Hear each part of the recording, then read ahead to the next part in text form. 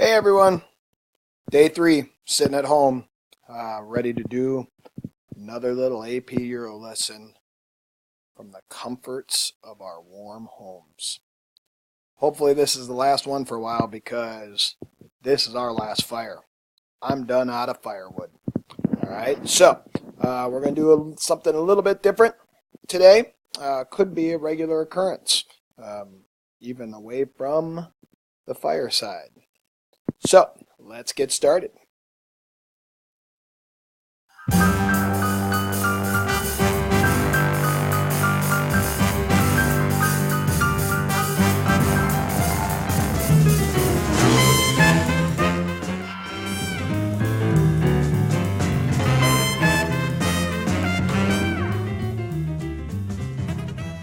All right, how about that for a little jazzy entrance to get us up and moving? One of the things that I've noticed throughout the year is sometimes we struggle try to put the pieces together in AP European history. I know when you're going through your notes, I have you moving around in key concepts, and the textbook does a nice job of kind of telling a story. But when it comes to putting the pieces together, some of you might feeling a little like Homer here, a little disgruntled when it comes to figuring out how these pieces do fit together. Some of you might even feel like you're trying to put two pieces together that just don't seem to fit. So there was one really important key concept that we covered right at the end of last semester, and then rolling into this current unit, that because of the snow days and because of our limited time in class, I just haven't had a good chance to go over in detail. So I thought maybe a brief little video wrapping it up and figuring out if we can put these pieces together in key concept 3.4. This is a really important key concept. The stuff that we have been talking about in the last couple videos and in class with the new political isms that are on the scene. We just know that the political makeup, the social makeup, the environmental makeup of Europe, it's changing. And we want to kind of take some time just to pause and make sure we kind of understand exactly what is happening there. So we're going to go ahead and dive right into this, right? It's going to be a little bit of review of your notes. I don't think there's going to be anything new that I'm going to add that you really have to write down, but I think it's a good job. Grab that workbook, open it up to Key Concept 3.4, and let's just take a look and see if we can put these pieces together, right? We'll work together and, oh, look at that. We'll have a nice completed puzzle, or be a little bit less confused than we have been. All right, so Key Concept 3.4, as you can see on here and in your workbook, it just basically states European states struggled to maintain international stability in the age of nationalism and revolutions, right? There's some, again, remember these key concepts. That's straight fact, right? Now we got to be able to figure out, can we break this down? Can we give evidence to show how nationalism and in this age of revolutions and what European states in particular struggled to maintain international stability. So when we dive into one, right, I hope to come back. You are moving quickly through 3.4 and into some other areas. This video is going to kind of focus on 3.41 in particular, because I think that's what I missed explaining in class, and I think this is just a really important key concept. What is occurring in Europe in this post-Napoleonic era is that we have, for no better terms, a Congress system developed to prevent something like Napoleon or somebody like Napoleon, or even to try to prevent military conflicts across Europe. In many ways, you can think of the Concert of Europe as the first attempt of the League of Nations and then eventually the United Nations. But this is a collective effort on the parts of some of the powers within Europe to develop a system to prevent future conflicts. right? We know that we did chat a little bit about it, right?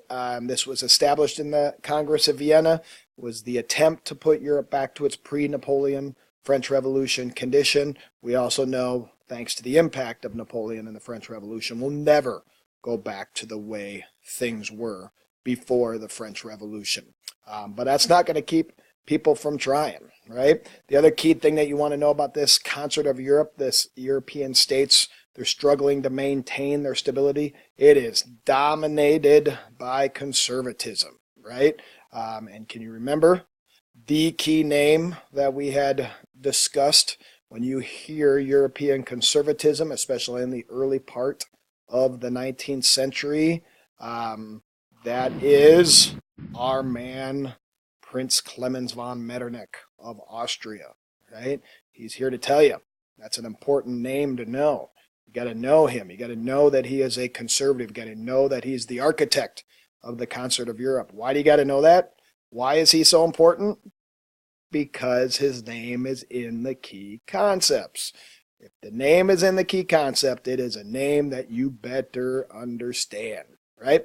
Remember the slogan that we talked a little bit about, those conservatives. If you just can kind of understand this, they're what is going to be on their young conservative t-shirts in the 19th century is throne, altar, and estate. They want to protect monarchies. They're going to protect the church in many of those areas, and then the estate means that old aristocracy, the nobility. When we take a look at this key concept, right, when it states that the Concert of Europe sought to maintain the status quo through collective action and adherence to conservatism, the best piece of evidence of that is Metternich. And a great piece of evidence to understand, to put this piece together, is give me an example of how he tried to maintain the status quo. That means that you got to go out and you got to prevent any group from coming around trying to disrupt that status quo. And a great example of that in Austria are the Carlsbad Decrees, right? The key vocab word in your notes, in his efforts to keep conservatives in power, we are going to outlaw student, liberal, various nationalist organizations. Remember, you're the Austrian Empire. Nationalism can rear its ugly head and cause you major problems. So as a government and under the what's the word I'm looking for? Under the guide, under the direction of Metternich, we are going to pass various laws that are meant to put down anybody that's meant to challenge that status quo, right? Going to use strict censorship and supervision of classrooms and libraries. Remember, always worried about those teachers, especially at the university setting. Okay, so that's a key way. You just want to make sure that you understand that, right? How did they seek to maintain the status? Use Metternich as an example of that. This concept of a collective action, right, to work with each other, not only to prevent conflict within your lands, but also to prevent groups from rising up to challenge conservative power, to challenge that status quo. And so the members, when they come out of the Congress of Vienna, one of the key alliances that develop is the Quadruple Alliance. Quadruple Alliance is an alliance of key conservative countries and their leaders of Great Britain, Austria, Prussia, and Russia. And they will, throughout the early part of the 19th century, work with each other, support each other to try to put down any challenge to the status quo. They're going to put down rebellions. Examples from your notes that that we talked a little bit about, Austria, they are ever diligent to try to maintain their empire. In this post-Napoleonic War, they really see themselves as being the strong power in Central Europe, right? So they're going to use their forces within the Italian peninsula to aid putting down rebellions and insurrections in various places. Russia will get involved in Spain. Russia will also give support to Spain in Latin America. All right, so again, examples of how countries will work together and work in areas other than their nation to try to maintain the status quo. All right, when we take a move forward a little bit, we take a look at key concept B. You're going to focus on a little bit more, giving me exactly, be able to identify what countries were highly conservative. All right, when you take a look at the concept, it simply states conservatives reestablished control in many European states and attempted to suppress movements for change and in some areas to strengthen adherence to religious authorities. So when you take a look at your notes, you kind of ran through some of the key countries that saw a reestablishment of conservative power. The greatest example is France, right? Once Napoleon was exiled to his far out island of St. Helena, a new Bourbon was brought back in. Louis XVI's brother, Louis XVIII, heavily conservative ruler, put back on throne, right? He potentially saw the return and quickly put conservative practices back into place. Once he is there, many of those emigres that fled to Austria during the course of the French Revolution return. Some returned during Napoleon's reign, but now more and more are coming back because they've got one of their men back on the throne. One of the kind of important things to know about Louis the 18th, he did maybe a little bit of a realist, right? Not quite schlub like his brother. He did allow some of Napoleon's reforms to stay, right? I think anybody who takes power in France is going to recognize the efficiencies that Napoleon created within the French government. And so it can be crazy to change them all, right? So he does allow some of those legal reforms to stay in place. But over the course of his reign, only a few and the healthy elite would eventually find their way to voting within France. After he leaves, his brother takes place. Charles X comes in. Now, Charles is a major conservative. When you take a look at the key concept where it says strengthen adherence to religious authorities, he allows the Catholic Church to come back in to France full-fledged. We know that Napoleon allowed the Catholic Church to emerge with the Concordat, but now Charles X is allowing the Catholic Church to come back in and reassert its power, especially in the realm of education. We're moving a little bit away from the lycees that Napoleon created, and now the Catholic Church is gaining more and more control back in education. Charles X's policies favored the aristocracy. They got land, or they got money for their lost land. He dissolved that Chamber of Deputies. That's a little too liberal for him. It reeks of too much popular sovereignty, right?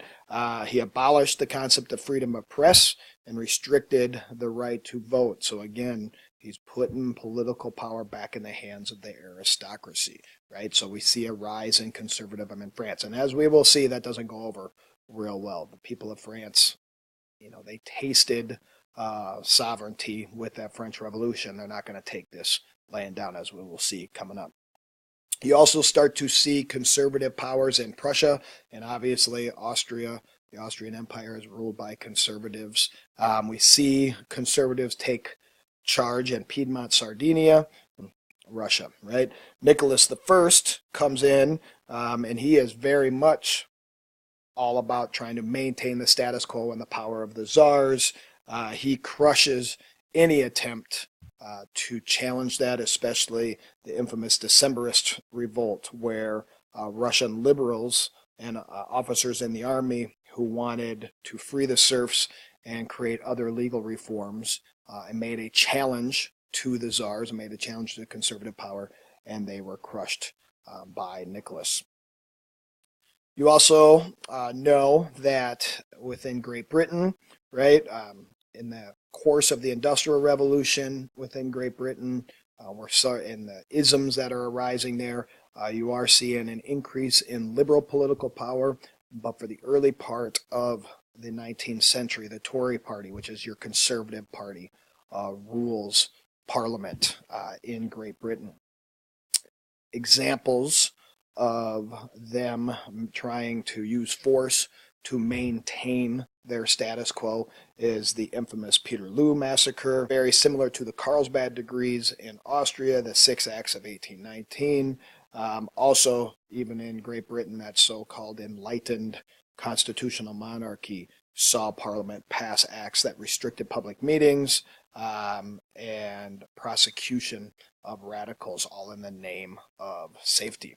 Okay, so very quickly, to rehash is just a little review of what you have in your notes, but just kind of see what's happening across Europe. Kind of note where these stars are. Note that conservatives in these powers are in power. All right, they're going to do things that they can to try to maintain that status quo. But like the key concept says, right there, they're going to struggle with it, and sometimes there's going to be challenges, right? Even the great Bill Belichick finds things that he doesn't agree with and has to throw the challenge flag out once in a while, okay? So when the key concept states that European states struggled to maintain international stability, right? That word right there, struggle, means that everybody's not just going to roll over and take these conservatives and go back to the way things were, all right? And so what you have in the first half of the 19th century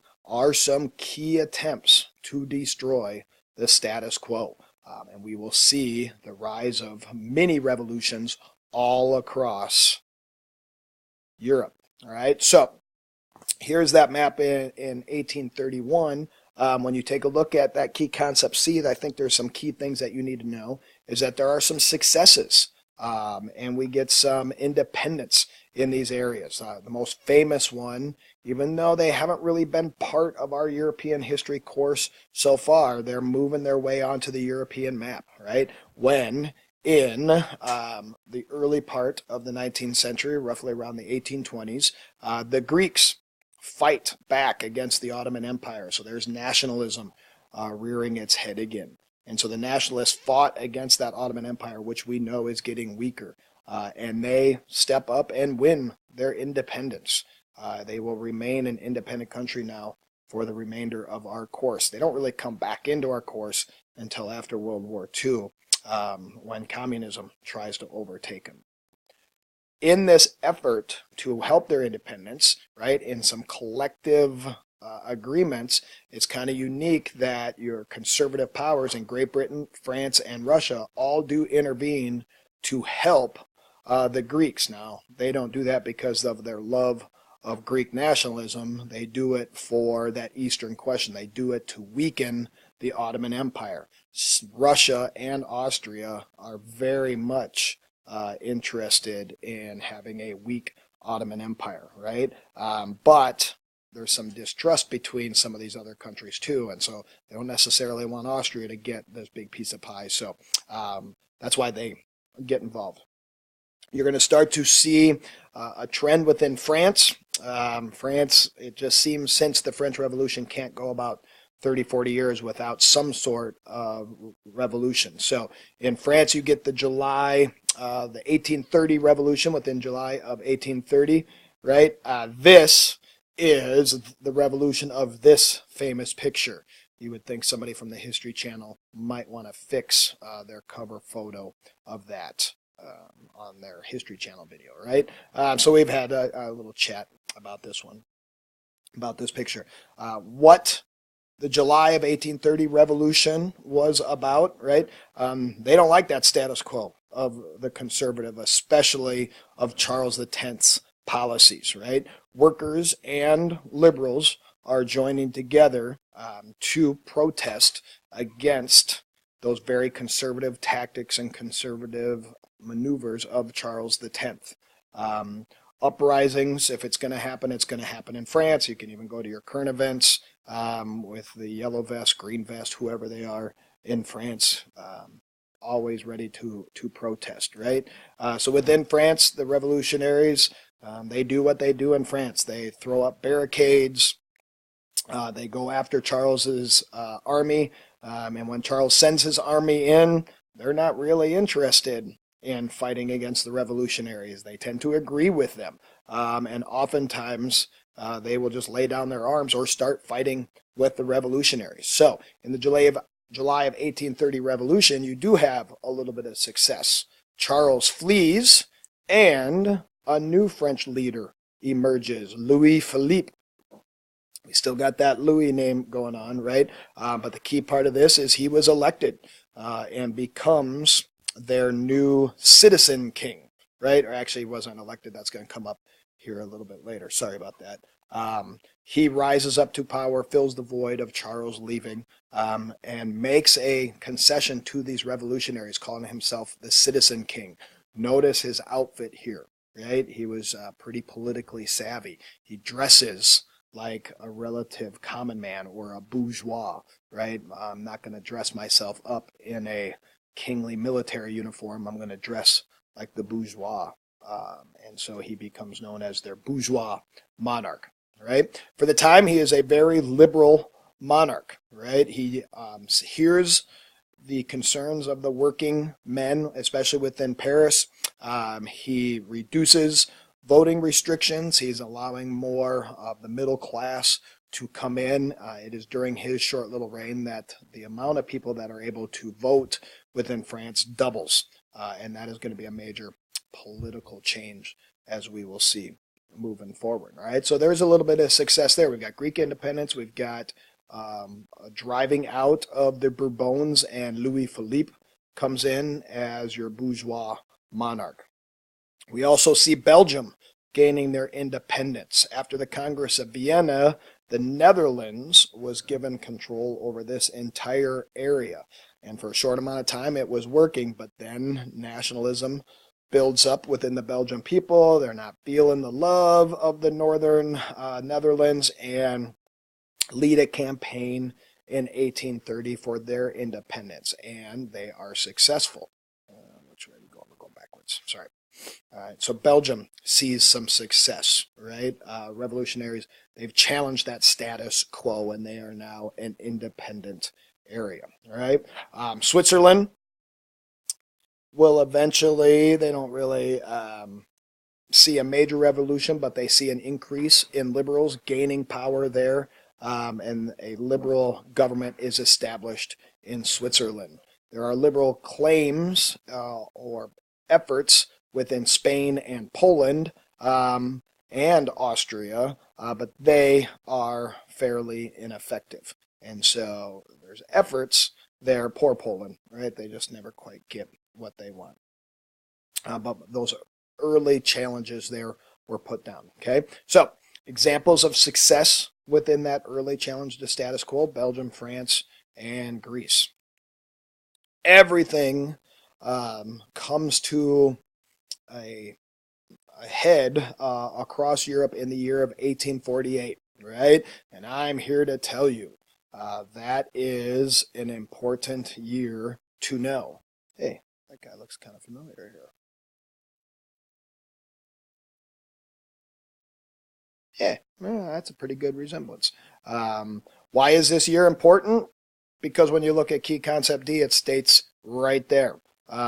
This year, even though the revolutions, most of the revolutions across Europe in 1848 fail, this is an important year to remember. Okay, so let's just really quick take a look at it. The revolutions of 1848 triggered by economic hardships and discontent with the political status quo, challenged conservative politicians and governments, and led to the breakdown of the concert of Europe. All right, so when you take a look at this whole concept, this concept 3.4 together, what I really hope that you pull out of Roman numeral 1 is, here's these conservatives after Napoleon in the Congress of Vienna, hoping that they are going to put things back to the way they were before Napoleon, right? But by the time we're down to 1848, the reality is we're never going to be able to go back there, right? And what you see across 1848 is something that really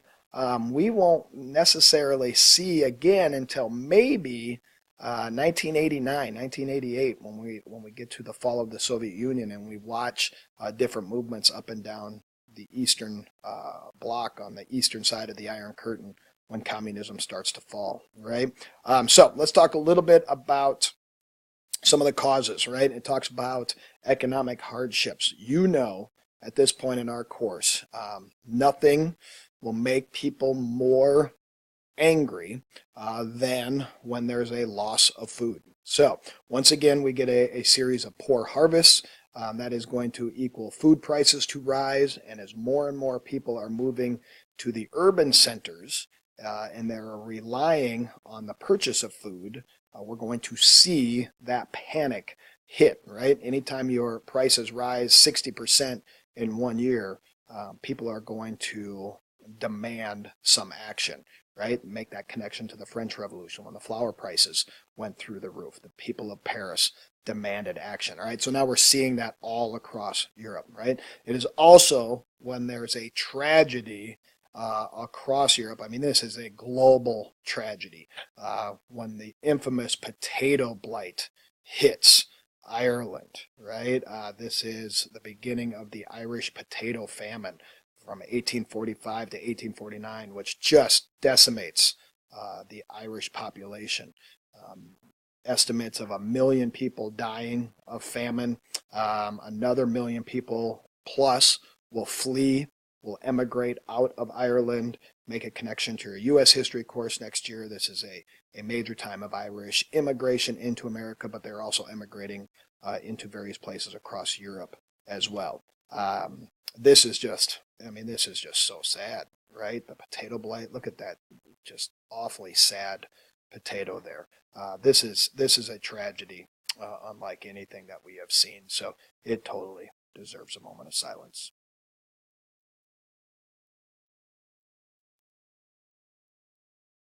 Okay, that's enough of the potato blight, or potato blight. Poor potatoes. There is also across Europe, and this is not unique to one country, as we are now becoming more and more of an industrial continent, there's a lot of connection between countries with trade. And so very quickly, a financial crisis in one country easily ekes out into another country. As more and more money is being spent for food, there's less money to spend on manufactured goods, and so basic economics, as the demand goes down, we have to lower supply. When we lower supply, that means we got to cut workers, right? If cutting the workers doesn't work, then businesses will fail, right? There's also, you can really get into the economic crisis leading up to 1848 if you're really into business. There's just a huge problem with speculations and bubbles bursting, and people with lots of money one day are completely broke the next day. There's corruption within these major corporations, right? It is just a financial crisis. How does that eventually lead to revolution? When you get unemployment, right? So now people don't have jobs, they don't have money. What little money they don't have is costing them more and more to get food, and so we're starting to see angry, very hungry, very hangry people demanding actions, right? Add to this, I think another key cause of it is a little bit of a bigger picture one, not necessarily spelled out in your notes, but it's the isms, right? The fact that there are new political ideologies out there promising alternatives to conservative, promising alternatives and so-called reforms to fix the situation if they can just get some political power. You're going to see people latching on to these isms and demanding action, right? Nothing unites people across classes more than anger. So you're going to start to see some connection between the middle class and the working class. The anger will be there. Unfortunately, when the anger leads to revolution and a new government is established, that unity often quickly dissolves. And that's going to be a major reason why almost all of these revolutions fail.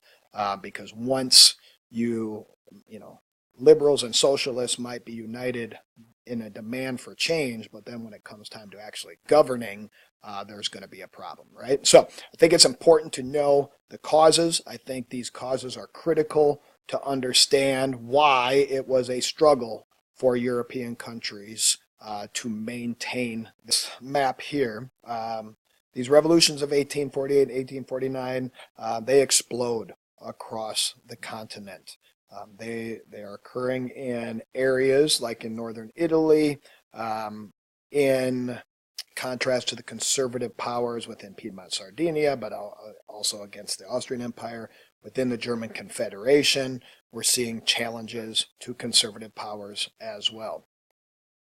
The most important one that I think that you need to know is, of course, another revolution in France, right? That revolution of 1830, even though we brought in a new government who was a little bit more liberal, he can't meet the challenges for the economic crisis.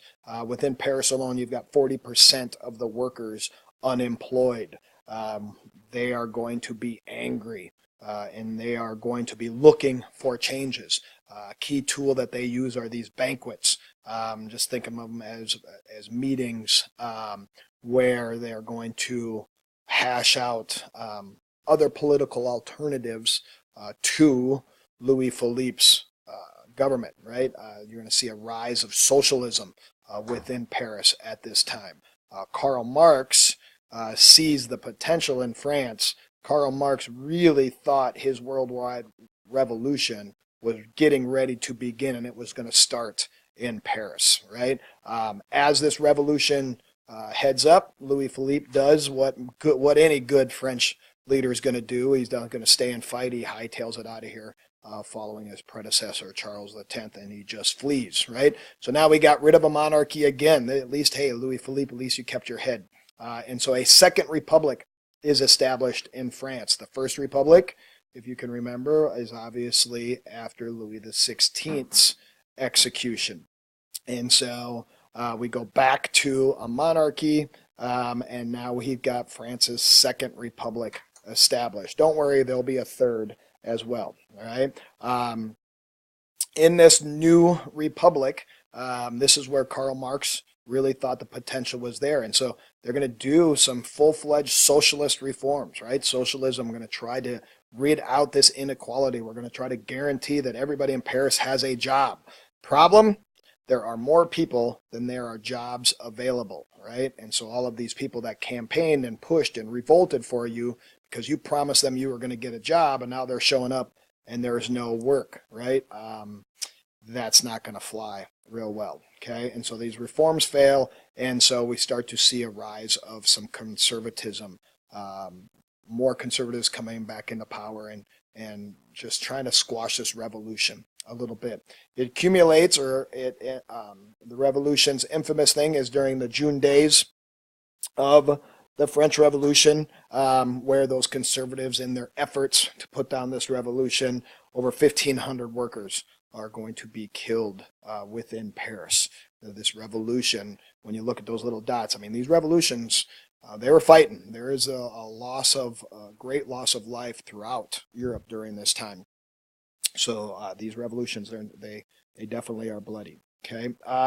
Louis Napoleon Bonaparte is then elected president. This is where I screwed up with Louis Philippe. Louis Philippe just takes power. It's key to know in the Second Republic that Louis Napoleon is elected. Gee, why do you think he got elected? You think he has a little name recognition here?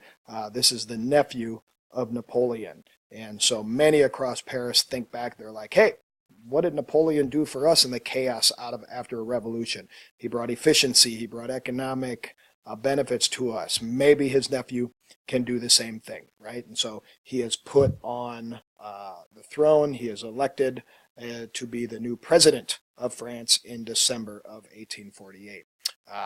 He will act as a president, very similar to your old Uncle Napoleon. He'll act in the name of his people for a short amount of time, and then he will also have a coup d'état and take over full power and establish himself as emperor and bring upon France's second.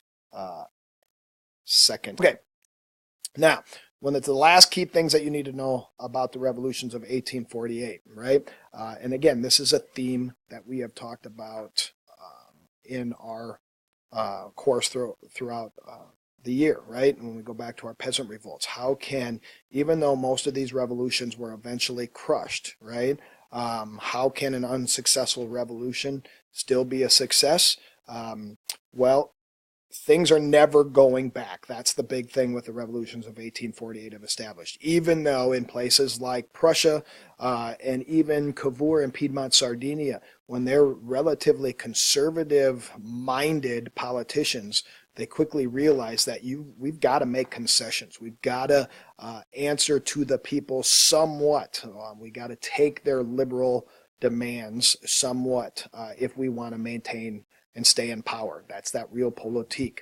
I'll make some conservative, like Bismarck, for example. Bismarck hates the socialists, and so one of the best ways that he beats the socialists is he enacts socialist health care for his people. He's going to beat them at their own game a little bit. All right, realpolitik. Do whatever you have to do to stay in power.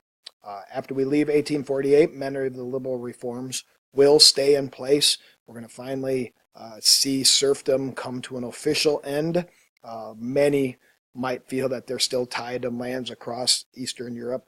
You're going to start to see more male suffrage, that right to vote moving out of the elite into the more common hands, and parliaments and how they do legal actions across Europe are going to change as well. Okay, and now when you take a look at what Cavour and Bismarck did in the unification of their nations and that use of realpolitik, there's just a new way that governments have to govern, right? And the key thing, especially for the Austrian Empire, but then Bismarck will use it to his ability, Napoleon's going to use it to his ability, nationalism really is becoming an ism to be reckoned with, all right? So if you take a look again at this key concept, what I hope is this is a quick little review. It went longer than what I was hoping. I think I might. I got to figure out how to not talk as long, but we'll edit it up a little bit. Right. So hopefully this helped make some sense. And again, it was our ability to put some pieces together that were kind of a scrambled puzzle, thanks to a January and weather chaos and pull. All right. Hopefully we see y'all in class sometime. Later, dudes.